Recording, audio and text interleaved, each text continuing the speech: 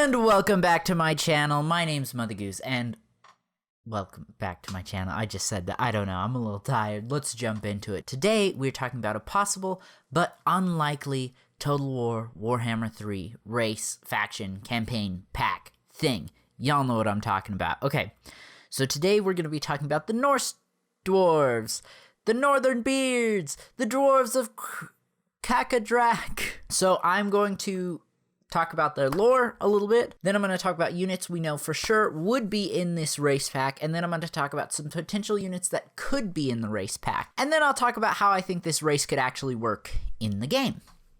So, what you need to know about the Norse Dwarves. Back before the first Chaos Invasion, there was this kind of divide where some dwarves were happy with where they were with runic magic, and other dwarves wanted to push the boundaries, and the dwarves that wanted to push the boundaries headed north. And a part of this group became the dwarves that stayed in the Darklands, who eventually became the Chaos Dwarves. You all know a ton about the Chaos Dwarves. I don't need to really explain anything about them to you, but there was another group that went even further north to the Norsca area, and they established a few holds, and then the warp gates exploded, chaos attacked, and the Norse Dwarves, which at this point, I just want to point out, still considered themselves part of the same faction as their southern dwarf brothers, were one of the first to be hit by the Chaos Invasion. And I really like how they described how they fought back the Chaos Invasion, because they had some holds that were really far north. They fought and they fought and they fought, but eventually they had to fall back. And the survivors of the holds to the north fell back to the southern holds, and they just, battle after battle, the dwarves just kind of kept falling back.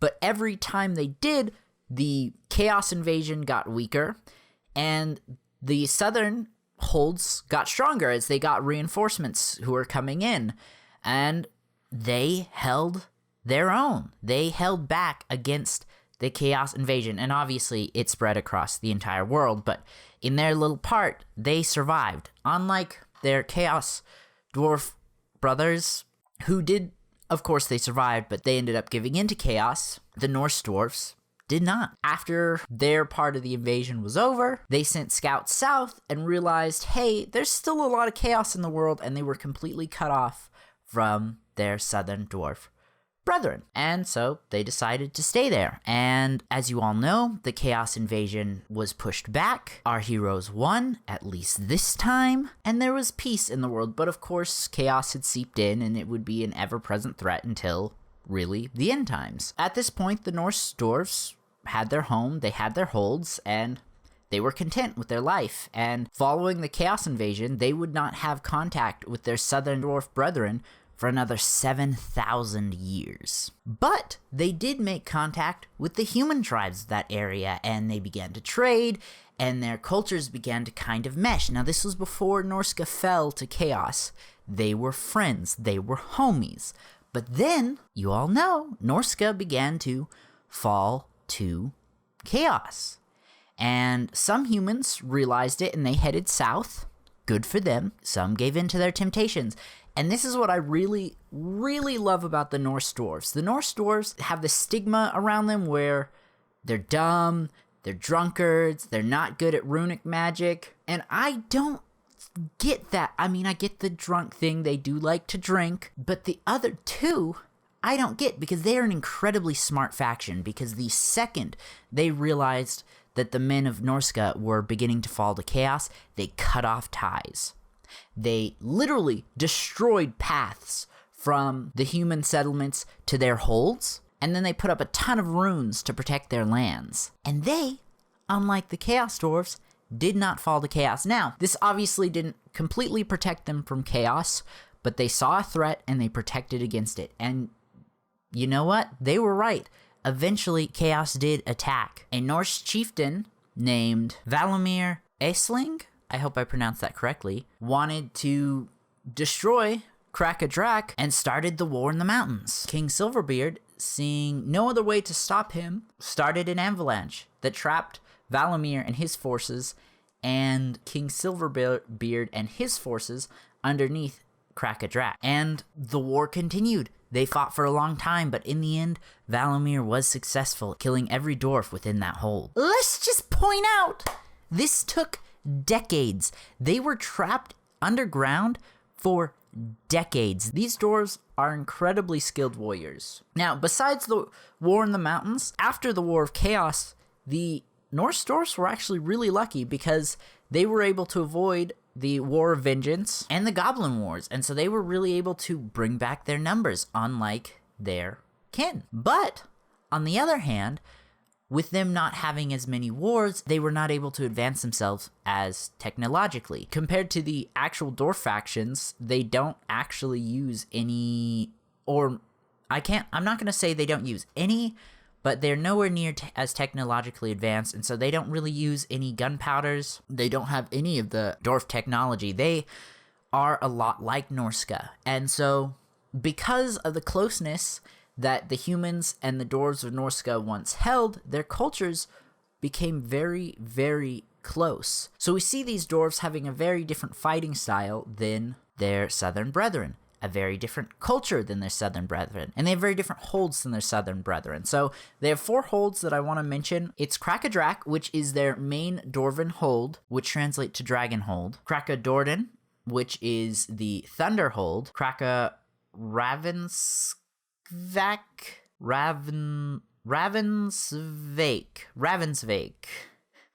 I definitely butchered that, but that is Raven's Roost hold, and Kraka Ornsmotek, Eagle's Peak hold, which I definitely butchered that too. But those are their 4 holds. But what you need to know is that these holds, like I've already mentioned, are very different from the Southern Dwarf holds. For one, they are much smaller holds. They use a lot more timber, there's a lot more that's actually built on the surface, and each hold has, above the ground, a great hall where they would hold banquets. So that was just a really quick summary of their lore. We don't know much more than that, but that's the basics of their lore. One last thing, not only are they technologically different, in terms of clothing, it's a little different. Where the Southern Dwarves wear a lot of armor, the Norse Dwarves, they still wear armor, but they wear a lot more fur as well to help keep them warm, obviously, in the colder temperatures. Let's talk about units. And like I said, we're going to talk about units that we know for sure would come to the Norse Dwarves, and then we'll talk about units I definitely think they could have, but we don't necessarily know for sure. Let's start with named characters. Their first legendary lord would be Great King Thorgard Cromson. I think I pronounced that correctly. He is King of the Norse Dwarfs. In terms of starting locations, I would definitely have him start in Kraka Drak. The next for sure named character we know of, Jungo Jorkson. He is a Norse Dwarf Berserker, which I will talk about those here in a minute, but he actually traveled around the world, so I could see him starting in 2 different locations. The first would be Krak Ornsmotek. Man, I'm bad at pronouncing these, but the Eagle's Peak hold.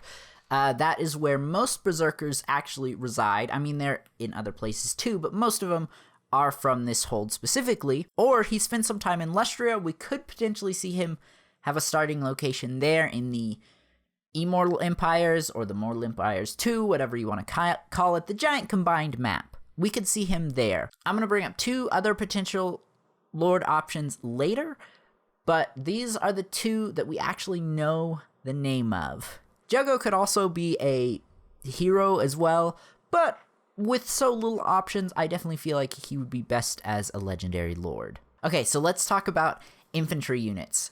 We could have a variety of units. They do have sword and shield units, they have hammer units, obviously they have axe units, but they also have spear units, which we don't really see in the normal dwarf roster. So we could see a variety of low to high tier units from these 4 different weapon types. Then they have their Berserkers, which are the Norse dwarf equivalent to Slayers, but visually, lore says they are so grief-stricken and dishonored that they have shaven all of the hair off their heads.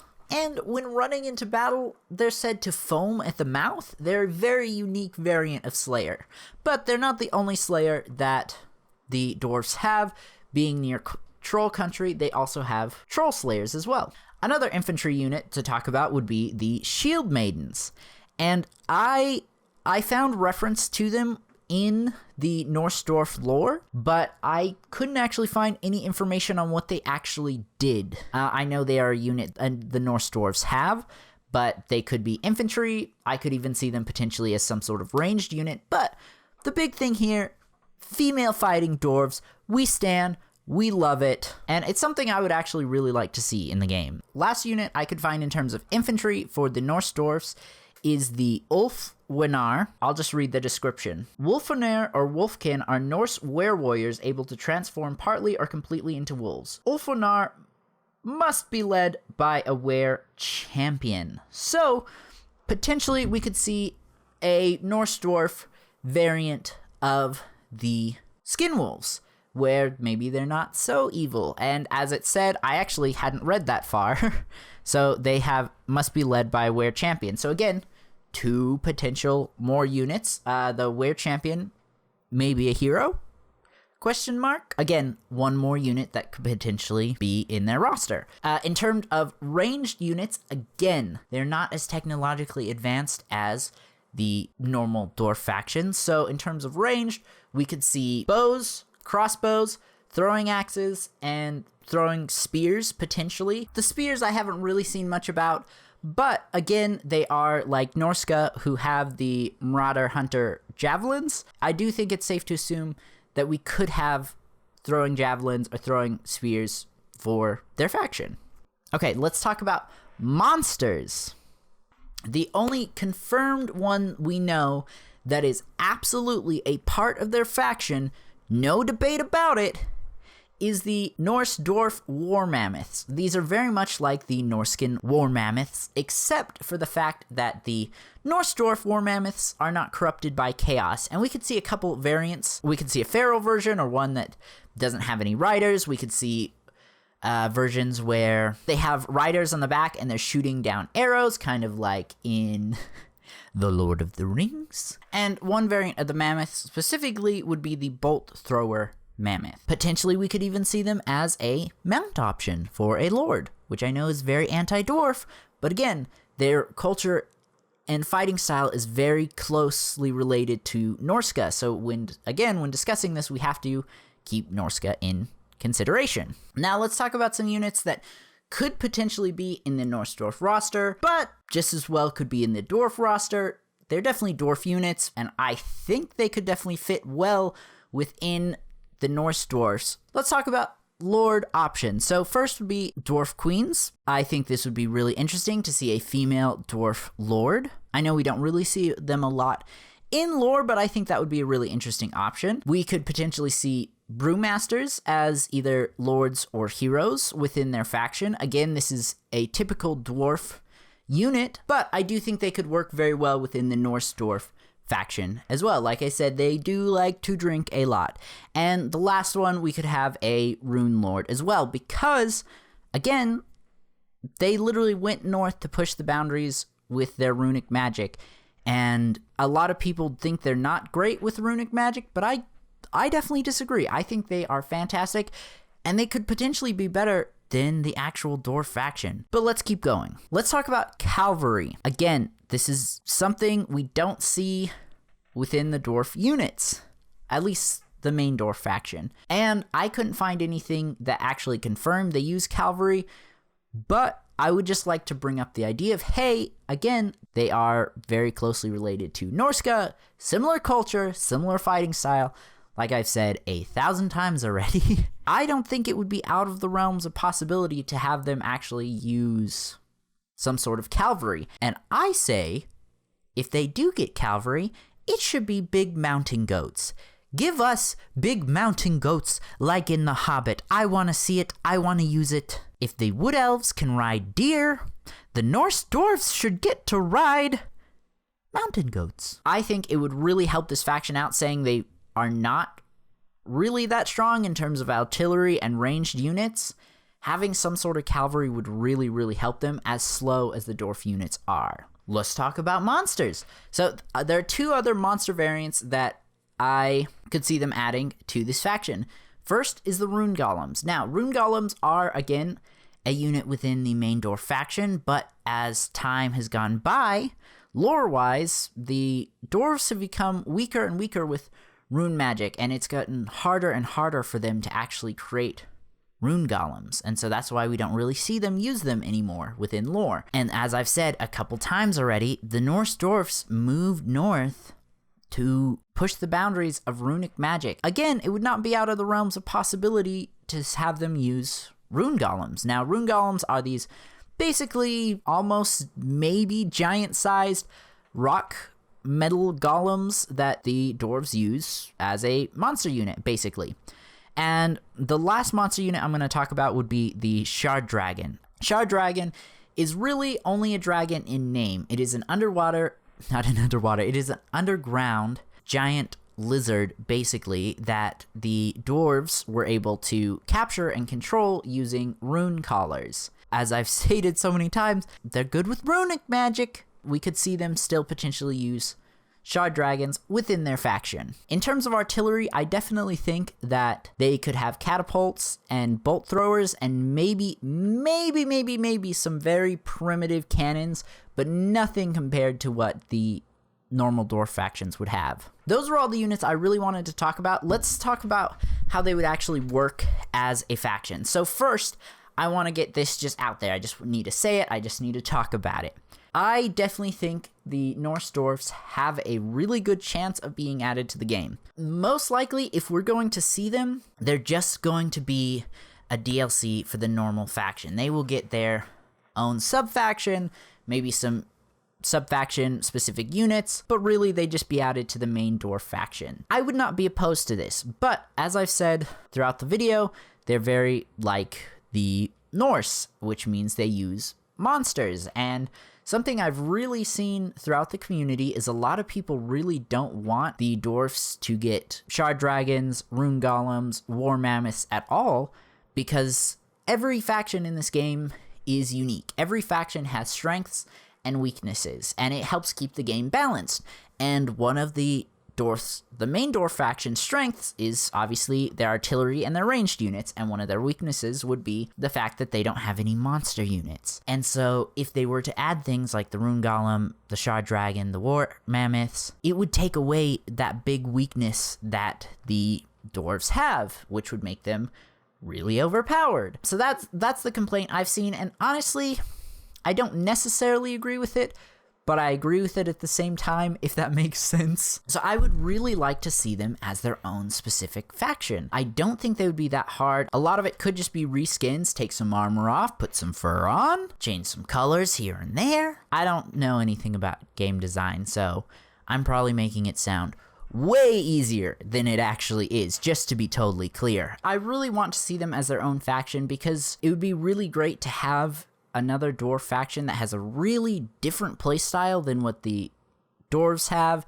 and what the chaos dwarves would have, but would still be a dwarf faction, if that makes sense. In terms of campaign, they would be one of the first lines of defense against chaos. In terms of battle, again, I think they would play very similarly to a Norsca dwarf hybrid faction, which is exactly what they are, but that's really how I envision them fighting. They've got the slow but really strong units of the dwarves, and then they have the monster units from Norsca, or, other monster units, but they have monster units. They've got slayers, they have some sort of cavalry, they have primitive artillery. We could potentially see some actual mounts for the lords, maybe a mountain goat like we've mentioned, maybe a shard dragon. I don't think that would necessarily fit, but maybe.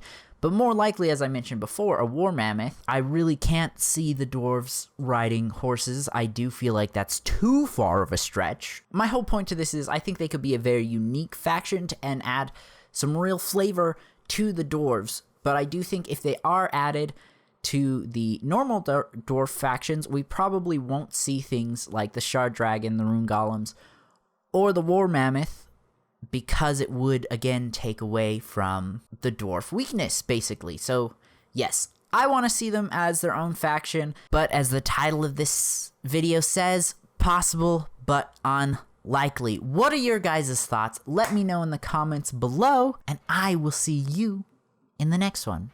Mother Goose out.